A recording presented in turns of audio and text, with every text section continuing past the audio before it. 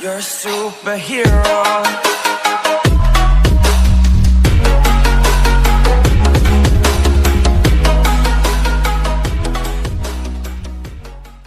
In this video, we are going to discuss the one shot for human digestive system. हमने पूरा human digestive system already अभी हमने पढ़ लिया है। पूरा 50 मिनट 45 मिनट का मैंने पूरा वीडियो लेक्चर रखा था। तो यहाँ पे है इस वीडियो में ये जो डायग्राम सिखाया था उसका ही मैं क्विक रिवीजन करने वाला हूँ। तो सबसे पहले फूड को हम रखते हैं स्टेप नंबर 1 में। समझ लो फिर से, ये जो डाइजेस्टिव सिस्टम है वो माउथ से लेके अनस तक की पूरी एक फैक्ट्री है, जिसमें फैक्ट्री में मशीन नंबर 1 यानी हमारा स्टेप नंबर 1, मशीन नंबर 1 है हमारा माउथ। समझ लो, सबसे पहले फूड किसमें जाता है?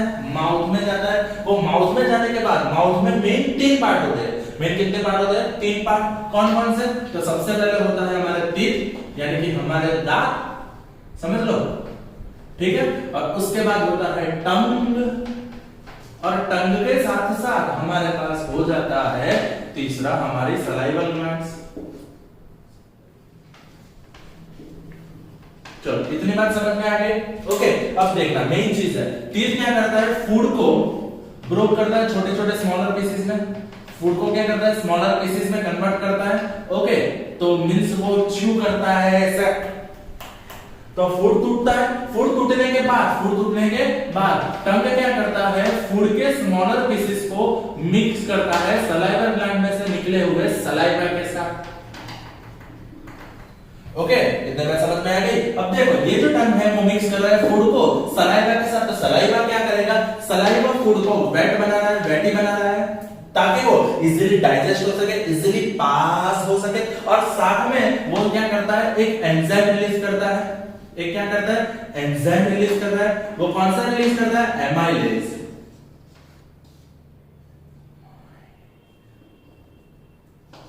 वो एमाइलेज एंजाइम रिलीज कर रहा है। वो जब एमाइलेज रिलीज कर रहा है तो एमाइलेज क्या करता है? एमाइलेज स्टार्च को, इसको स्टार्च को कन्वर्ट कर रहा है सिंपल शुगर में। यानी यहाँ पे स्टार्च का डाइजेशन शुरू हो गया है। ये हो गई हमारी फैक्ट्री नंबर 1 यानी मशीन नंबर 1 यानी स्टेप नंबर 1। फूड माउथ में गया।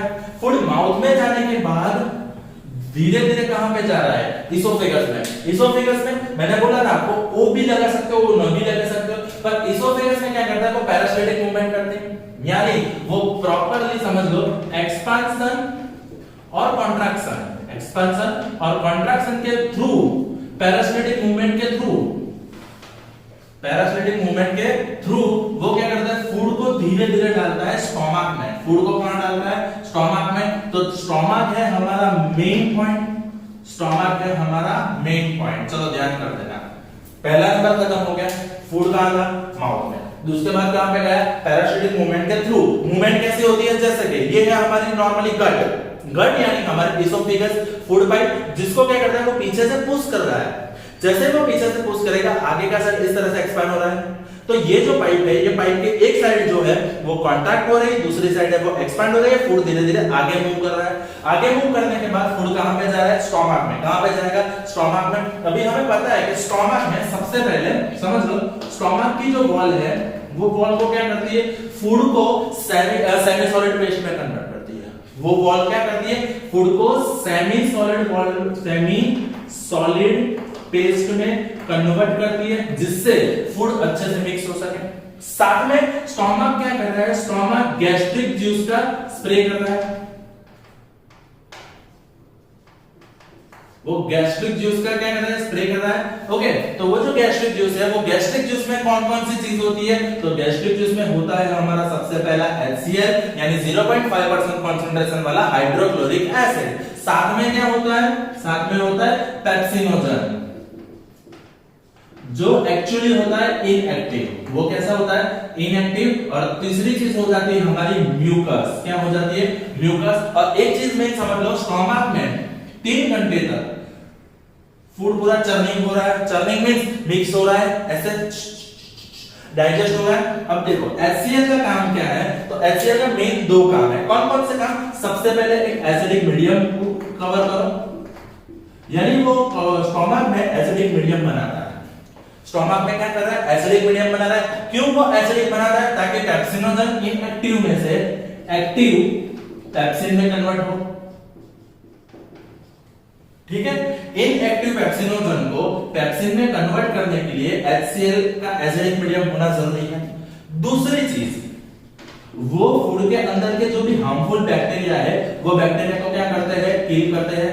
सो HCl is a bacteria killer, HCl is a bacteria killer. अब जो ये एक्टिव पेप्सिन है, वो एक्टिव पेप्सिन क्या कर रहा है? तो एक्टिव पेप्सिन एक्चुअली प्रोटीन को डाइजेस्ट कर रहा है।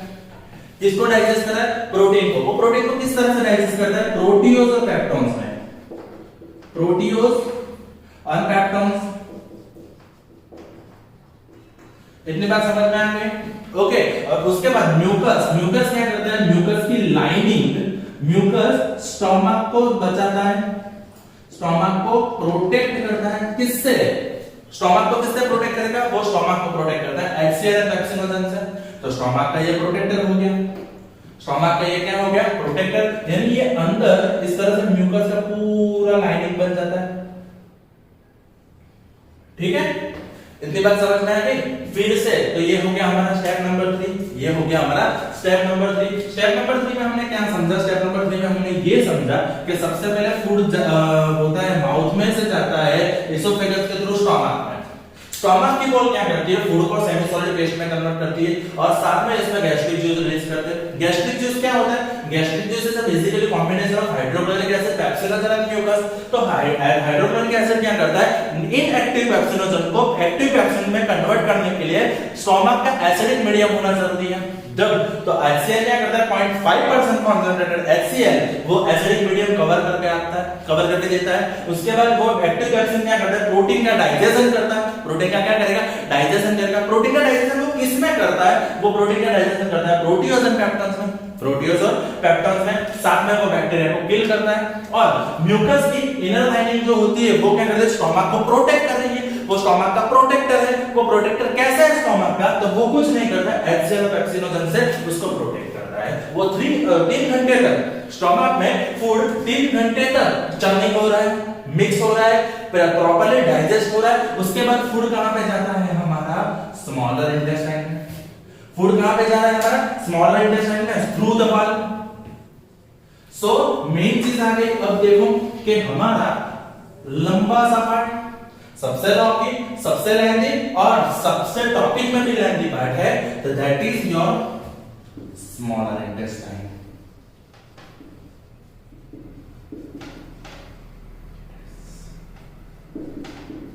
ओके, जब वो स्मॉलर इंटेस्टाइन में जब फूड एंटर होता है तो सबसे पहले एक वाल के थ्रू उसकी मूवमेंट को कंट्रोल करता है, उसके मूवमेंट को मॉनिटाइज कर रहे हैं। उसके बाद जैसे ही वो फूड स्मॉलर इंटेस्टाइन की बात करें, it is the longest part, it is the longest part. Okay, वो लॉन्गेस्ट पार्ट किस हिसाब से लॉन्गेस्ट पार्ट है? तो समझ लो वो डिपेंड करता है आपके फूड के टाइप के ऊपर, वो डिपेंड करता है आपके फूड के टाइप के ऊपर। जैसे कि मैं बात करूं हर्बीवोरस की, तो हर्बीवोरस जो भी होते हैं उनमें क्या करता है? उनको सेल्यूलोज को डाइजेस्ट करना होता है। सेल्यूलोज, उनको क्या करना है? सेल्यूलोज को डाइजेस्ट करना है। अब जो उसको सेल्यूलोज को डाइजेस्ट करना है उसके लिए क्या होता है? ये सेल्यूलोज का डाइजेशन थोड़ा टफ बन जाता है। इसके लिए हर्बीवोरस जो भी होते हैं वो हर्बीवोरस के लिए ये थोड़ा लेंथी हो जाता है। समझ रहे हो? यानी कि स्मॉलर इंटेस्टाइन हर्बीवोरस में थोड़ा लॉन्ग होता है लेंथ में। ओके, कार्निवोरस की बात करें तो कार्निवोरस में क्या होता है? समझ लो, कार्निवोरस में मेन ये होता है कि वो लोग मीट को डाइजेस्ट कर रहे हैं और मीट का डाइजेशन काफी इजी होता है क्योंकि meat is basically animal cell और एनिमल सेल के पास सेल वॉल नहीं होता है। जब एनिमल सेल के पास सेल वॉल नहीं होता है, which means meat easy digestion है। इजी डाइजेशन है इसलिए उसकी लेंथ थोड़ी सी शॉर्ट होती है। अगर बात करें हम ह्यूमन की, तो ह्यूमन के पास 6.5 मीटर लॉन्ग स्मॉलर इंटेस्टाइन होता है। हाँ, ये लॉन्ग है फिर भी इसको स्मॉल क्यों बोलते हैं? क्योंकि लार्जर इंटेस्टाइन के हिसाब से स्मॉलर इंटेस्टाइन का थोड़ा क्रॉस सेक्शन यानी थोड़ा सा एरिया छोटा बन जाता है। कैसा बन जाता है? छोटा बन जाता है। तो इतनी बात क्लियर हो गई। ये हो गई उसकी समझ लो कंस्ट्रक्शन की बात। अब मेन क्या करेंगे? तो मेन चीज है उसका डाइजेशन किस तरह से होता है तो जैसे ही फूड स्मॉल इंटेस्टाइन में आता है उसमें तीन तरह के गैस, तीन तरह के एंजाइम, तीन तरह के जूसेस स्प्रे हो रहे हैं। कौन कौन से? सबसे पहले लीवर में से आ रहा है बाइल जूस। लीवर में से क्या आ रहा है? Bile juice. बाइल जूस क्या होता है? तो बाइल जूस बेसिकली उसको करना है फूड को पहले अल्कलाइन। वो फूड को अल्कलाइन कैसे करता है? तो फूड को अल्कलाइन करने के लिए क्यों करना पड़ता है वो समझाता हूं। एक्चुअली फूड जहां स्टोमक में से आ रहा है तो स्टोमक में फूड ऑलरेडी एसिडिक बन चुका है, तो वो एसिडिक फूड के ऊपर पैंक्रियाज में से, किसमें से? पैंक्रियाज में से आ रहा है पैंक्रियाटिक जूस। जो पैंक्रियाटिक जूस आ रहा है वो पैंक्रियाटिक जूस उसके ऊपर वर्क नहीं कर सकता है। जो भी फूड एसिडिक है उसके ऊपर वो वर्क नहीं कर पा रहा है। तो अगर फूड एसिडिक को वर्क नहीं कर रहा है तो वो फूड को अल्कलाइन बनाने का काम बाइल जूस कर रहा है। साथ में दूसरे दिन बाइल जूस के जो बाइल सॉल्ट होते हैं ना, वो बाइल सॉल्ट क्या कर रहा है? तो बाइल सॉल्ट कुछ नहीं कर रहा है, जो भी बड़ा सा फैट ग्लोब्यूल है, वो फैट का बड़ा सा ग्लोब्यूल है उसको तोड़ता है और छोटे छोटे पार्ट में कन्वर्ट करता है, जिसको हम बोलते हैं इमल्सिफिकेशन। जिसको हम क्या बोलते हैं? इमल्सिफिकेशन। तो इमल्सिफिकेशन प्रोसेस से वो क्या करता है? फैट का डाइजेशन स्टार्ट करेगा। साथ में पैंक्रियाटिक जूस होता है। ओके, तो पैंक्रियाटिक जूस में तीन चीज आती है। पैंक्रियाटिक जूस यहाँ पे अल्कलाइन फूड पे कन्वर्ट कर, अल्कलाइन फूड पे डाइजेशन शुरू करेगा। तो उसमें तीन तरह के एंजाइम होते हैं। कौन कौन से? सबसे पहला होता है ट्रिक्सिन, दूसरा होता है एमाइलेज और तीसरा होता है लाइपेज। समझ रहे हो? ट्रिप्सिन किसका डाइजेशन करेगा? प्रोटीन का। ओके, एमाइलेज किसका करेगा? कार्बोहाइड्रेट का। और लाइपेज क्या करेगा? तो लाइपेज करेगा हमारा इमल्सिफाइड फैट ग्लोब्यूल्स का डाइजेशन करेगा। तो यहाँ पे प्रोटीन, कार्बोहाइड्रेट, फैट के लिए ट्रिप्सिन, एमाइलेज और लाइपेज पैंक्रियाटिक जूस में से रिलीज हो रहे हैं। और सोच लो अभी भी एक चीज है क्या कि साथ में उसमें से इंटेस्टाइनल जूस आता है। इंटेस्टाइनल जूस यानी इंटेस्टाइनल हमारे एक तरह से सेक्रेट होता है। उसमें क्या होता है? तो देखो प्रोटीन का डाइजेशन हो रहा है एमिनो एसिड में। जो इंटेस्टाइनल जूस है, इंटेस्टाइन में से जो भी सेक्रेट हो रहा है उसमें से प्रोटीन का एमिनो एसिड में रिलीज कर रहा है इंटेस्टाइन में, इंटेस्टाइनल जूस। ओके, तो वो प्रोटीन को एमिनो एसिड में कन्वर्ट कर रहा है। एमिनो एसिड के बाद कार्बोहाइड्रेट जो भी है वो कार्बोहाइड्रेट को कन्वर्ट कर रहा है किस में? ग्लूकोज में। किस में कन्वर्ट कर रहा है वो? कार्बोहाइड्रेट को ग्लूकोज में और फैट को फैटी एसिड और ग्लिसरॉल में। फैटी एसिड और ग्लिसरॉल में। इतनी बात समझ में आ गई? ओके, अब जब प्रोटीन एमिनो एसिड में कन्वर्ट हो गया, कार्बोहाइड्रेट ग्लूकोज में कन्वर्ट हो रहा है, फैट फैटी एसिड और ग्लिसरॉल में कन्वर्ट कर रहा है, तो उसके बाद उसका एब्जॉर्प्शन करना पड़ता है। उसको क्या करना पड़ता है? एब्जॉर्प्शन करना पड़ेगा। तो एब्जॉर्प्शन करने के लिए क्या होता है? तो यहाँ पे स्मॉलर इंटेस्टाइन की इस तरह से, स्मॉलर इंटेस्टाइन की छोटी छोटी इस तरह से फिंगर लाइक स्ट्रक्चर होती है, जिसको हम क्या बोलते हैं? विली। जिसको हम क्या बोलेंगे? विली। और विली क्या करती है? विली एरिया बढ़ाती है। एरिया किस लिए बढ़ाती है? ताकि एब्जॉर्प्शन अच्छे से हो सके। एब्जॉर्प्शन होने के बाद जो भी काम का एनर्जेटिक फूड रहता है, जो भी काम का फूड रहता है, वो वापस किस में जाता है? ब्लड में। वापस किस में जा रहा है? ब्लड में। और जो भी अनडाइजेस्टेड फूड है वो जाएगा लार्जर इंटेस्टाइन में हमारा। वो कहां पे जा रहा है? लार्जर इंटेस्टाइन में। ठीक है, लार्जर, ये जो ब्लड में फूड गया वो किसके लिए इस्तेमाल होता है? तो ब्लड में जो फूड हुआ वो गया ग्रोथ के लिए, रिपेयर के लिए, हमारी बॉडी का ग्रोथ के लिए, रिपेयर के लिए, एनर्जी के लिए ये फूड वापस भेजेंगे। ताकि समझ लो ये पूरा सिस्टम पढ़ना ही क्यों है? क्योंकि हम लोग खाना खाते हैं। हम लोग खाना क्यों खाते हैं? बेसिकली अगर if you are not science student तो आपका यही आंसर होगा कि हमारा विकास हो सके, हमारा जो भी बॉडी में प्रोसेस हुआ है, जो रिपेयरिंग हो या वो रिपेयरिंग हो सके, इसके लिए हमें फूड खाना है। तो बेसिकली ये पूरी प्रोसेस से हमें बेसिकली क्या होता है? ये पूरी प्रोसेस से फूड का जो भी इंपॉर्टेंट यूजफुल सब्सटेंस है वो वापस जाए ब्लड में। इतनी बात समझ में आ गई? अब जो भी अनडाइजेस्टेड फूड है वो अनडाइजेस्टेड फूड किस में जाएगा? लार्जर इंटेस्टाइन में। किस में जाएगा? लार्जर इंटेस्टाइन में। अब जब लार्जर इंटेस्टाइन में क्या होता है? उसमें से वाटर एब्सॉर्ब हो रहा है और जो भी अनडाइजेस्टेड फूड है वो सॉलिड वेस्ट के फॉर्म में वो सॉलिड फेज के फॉर्म में कहां होगा, तो वो अनस में से बाहर निकल जाएगा is the form of stool.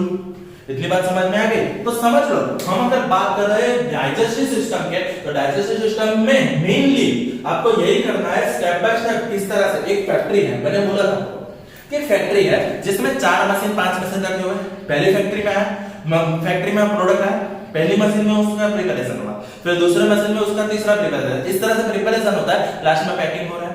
Same situation है कि हमारी सबसे पहली फैक्ट्री है माउथ, सेकंड फैक्ट्री की पहली मशीन है माउथ, दूसरी मशीन है इसोफेगस, तीसरी मशीन है स्टोमक, चौथी मशीन जो बड़ी सी मशीन है वो है हमारा स्मॉलर इंटेस्टाइन, और लास्ट में वो है लार्जर इंटेस्टाइन। सबसे पहले ध्यान रखना, अब पूरा लिखा हुआ है आपके पास, अब पूरा ध्यान रखना। सबसे पहले फूड किस में जाएगा, माउथ में। माउथ में 3 पार्ट होते हैं, teeth, tongue and saliva gland. Teeth क्या करता है, फूड के छोटे-छोटे पीसेस कर रहा है, टंग क्या कर रहा है, फूड के छोटे-छोटे पीसेस को सलाइवा ग्लैंड में से निकले हुए सलाइवा के साथ मिक्स कर रहा है। सलाइवा क्या कर रहा है, फूड को वेट बना रहा है। सलाइवा क्या कर रहा है, एंजाइम रिलीज कर रहा है। सलाइवा क्या कर रहा है, जो एमाइलेज नामक एंजाइम है उसमें से स्टार्च को वो डाइजेस्ट कर रहा है सिंपल शुगर में। उसके बाद फूड जाता है कहां पे, इसोफेगस में, यानी कि फूड पाइप में। फूड पाइप में जाने के बाद वो इसोफेगस में एक्सपेंशन और कॉन्ट्रैक्शन यानी पैरासिटिक मूवमेंट के वजह से वो फूड कहां जाता है, स्टोमक में। स्टोमक में जैसे जाता है, स्टोमक की वॉल क्या करती है, फूड को सेमी सॉलिड पोर्शन में, पेस्ट में कन्वर्ट कर रही है। स्टोमक में क्या होता है, तो उसके वॉल में से गैस्ट्रिक जूस रिलीज हो रहा है। स्टोमक में क्या होता है, ये जो 3 तरह के गैस्ट्रिक जूस है, कौन-कौन से तरह के, HCl यानी कि हमारे एसिड, पेप्सिन एंड म्यूकस। तो एसिड जो होता है वो एसिड क्या करता है, फूड के लिए डाइजेशन के लिए एसिडिक मीडियम रिलीज करता है, साथ में बैक्टीरिया को किल करता है। एसिडिक मीडियम क्यों क्रिएट करना पड़ता है, ताकि जो भी पेप्सिन अगर इनएक्टिव है वो एक्टिव पेप्सिन में कन्वर्ट हो। एक्टिव पेप्सिन में कन्वर्ट होने के बाद प्रोटीन का डाइजेशन हो रहा है प्रोटीओज और पेप्टोन्स में, और म्यूकस की लाइनिंग स्टोमक को प्रोटेक्ट कर रही है। 3 घंटे तक स्टोमक में फूड हमारा चर्निंग हो रहा है। उसके बाद वो एक वाल्व के थ्रू जाता है स्मॉलर इंटेस्टाइन में। Smaller intestine is the basically lengthiest part of our body. तो देखो वो डिपेंड करता है आप किस तरह से फूड खाते हो। जैसे कि हर्बीवरस होता है, हर्बीवरस बेसिकली हर्ब्स के ऊपर डिपेंड करता है, प्लांट के ऊपर डिपेंड करता है, और प्लांट के साथ होती है सेल वॉल। सेल वॉल में रहता है सेलुलोज का डाइजेशन आसान नहीं होता है, तो वो सेलुलोज का डाइजेशन हो सके इसके लिए उसके अंदर लेंथी होती है स्मॉलर इंटेस्टाइन। यानी हर्बीवरस जो भी रहते हैं, हर्बीवरस के लिए थोड़ा सा स्मॉलर इंटेस्टाइन लेंथी होता है। जब कार्निवरस की बात करें तो वो मीट खाते हैं, वो ओनली डिपेंड होते हैं मीट के ऊपर, एनिमल फ्लैश के ऊपर। तो वो जब मीट खा रहे हैं तो मीट का डाइजेशन थोड़ा इजी हो जाता है। इसके लिए कार्निवरस जो भी एनिमल होते हैं उसका स्मॉलर इंटेस्टाइन थोड़ा सा छोटा होता है, कम होता है, लंबा नहीं होता। जब ह्यूमन की बात करें तो ह्यूमन के पास 6.5 मीटर लंबा पूरा स्मॉलर इंटेस्टाइन होता है। अब देखो जब स्मॉलर इंटेस्टाइन में फूड आ रहा है, साथ में दोनों साइड अपना काम करेंगे। सबसे पहले लीवर रिलीज करता है बाइल जूस, पैंक्रियास रिलीज करता है पैंक्रियाटिक जूस। अब लीवर ने जब बाइल जूस रिलीज किया तो बाइल जूस का सबसे पहला काम है जो भी फूड एसिडिक है वो एसिडिक फूड को कन्वर्ट करे अल्कलाइन में, ताकि पैंक्रियाटिक जूस उसके ऊपर काम कर सके। और दूसरी चीज होती है कि बाइल सॉल्ट जो होता है वो फैट ग्लोब्यूल्स को, फैट के बड़े पार्टिकल्स को छोटे-छोटे पार्ट में इमल्सिफाई करते हैं, तोड़ते हैं। और जैसे पैंक्रियाटिक जूस के बारे में बात करें वो 3 तरह से एंजाइम्स रिलीज करते हैं, ट्रिप्सिन, एमाइलेज एंड लाइपेज। कौन-कौन से? Trypsin, amylase, lipase. Trypsin protein का डाइजेशन करेगा, एमाइलेज कार्बोहाइड्रेट का डाइजेशन करेगा, लाइपेज फैट का डाइजेशन करता है। इतनी बात समझ में आ गई? ओके। और साथ में इंटेस्टाइनल जूस आता है, वो इंटेस्टाइनल जूस क्या करता है, प्रोटीन को अमीनो एसिड में कार्बोहाइड्रेट को, ग्लूकोज में फैट को, फैटी एसिड और ग्लाइसोल में कन्वर्ट करता है। अब जब ये डाइजेस्ट हो गया है तो डाइजेस्टेड फूड को हमें एब्जॉर्ब भी करना पड़ेगा। डाइजेस्टेड फूड को एब्जॉर्ब करने के लिए स्मॉलर इंटेस्टाइन के अंदर ऐसा स्फिंक्टर लाइक स्ट्रक्चर होता है जिसको गिली बोलते हैं। वो क्या करता है, बेसिकली कर कुछ इस तरह से रहा है कि फूड को एब्जॉर्ब करके जो भी काम की चीज है उसको ब्लड में भेजता है, ताकि फूड का एब्जॉर्प्शन हो के ग्रोथ रिपेयरिंग हो सके। और जो भी अनडाइजेस्टेड फूड है वो लार्जर इंटेस्टाइन में जाता है, जिसमें से वाटर एब्जॉर्ब हो जाता है, जिसमें से वो सॉलिड बन जाता है। सॉलिड बनने के बाद सिंपली वो सॉलिड वेस्ट बाहर निकल जाता है। तो इतना सारी एकदम छोटू सा है हमारा ह्यूमन डाइजेस्टिव सिस्टम। हाँ, अगर आप लोग मेरे सामने होते तो ये पूरा मैं 4 या 5 बार बोल के समझा देता या तो मोटे करवा देता, पर यहाँ पे आप लोग मेरे सामने नहीं हो, मोबाइल के सामने हो, तो आप ये वीडियो को वापस से देख ले, रिवाइज करें, पर आज प्रिपेयर हो जाना चाहिए। बेटा देखो एक चीज समझ लो, it's not an easy task for me कि आपके लिए एक वीडियो बनाओ, फिर दूसरा बनाओ, फिर तीसरा बनाओ, फिर साथ में सबको दो। तो पर ये हमारे लिए इजी नहीं है, फिर भी हम लोग कर रहे हैं, तो आपको भी थोड़ा सा काम तो करना पड़ेगा ना। समझ रहे हो बेटा? कुछ नहीं करना है, स्टेपलर पेज लेना है, स्टेपलर पेज में आपको बीच में डायग्राम ड्रॉ करना है। मैंने आपने बोला ये रहा, जो देखो इस तरह से जो आपका है, तो उसमें से आपको इस तरह से स्टेपलर पेज लेना है। यहां पे आपका डायग्राम आता है, यहां पे क्या आएगा? डायग्राम। ये पूरा चार्ट जो आपको पीछे दिख रहा है ना, ये पूरा चार्ट आपको इस बॉडी पे, इस पेज पे लिखना है। फिर डाइजेस्ट में से यहां पे शॉर्ट नोट स्टार्ट करनी है, यहां पे लिखना है, फिर यहां पे जो कंटिन्यू करना है वो आपको यहां पे कंटिन्यू करना है। समझ रहे हो? ताकि आपके पास पूरी नोट्स बन गए। हाँ, कलरफुल स्केच पेन कुछ भी इस्तेमाल कर सकते हो। डायग्राम, पूरा चार्ट और पूरी शॉर्ट नोट जो प्रॉपर्ली वर्ड के साथ आपको लिखनी है 3 बार। कितनी बार? 3 बार।